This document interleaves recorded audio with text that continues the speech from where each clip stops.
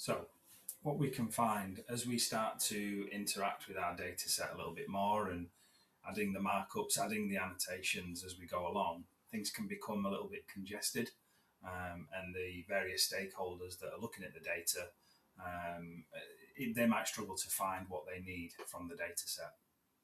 So what we can do is start to implement a little bit of order to all of these annotations, these markups, put them into different sections, different folders. So over on our data set, we've got a few fictitious annotations on here. We've got a couple of markups of manholes, a couple of areas that we've said we want to retarmac, and a polygon marking out some shrubbery that we'd like to be added to the site.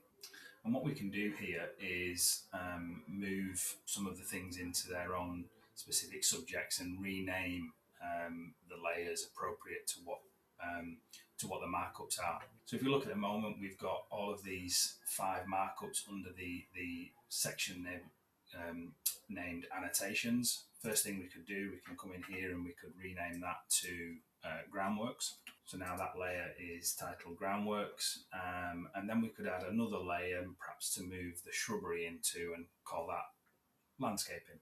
So if we add an Annotations layer, that adds it in at the top.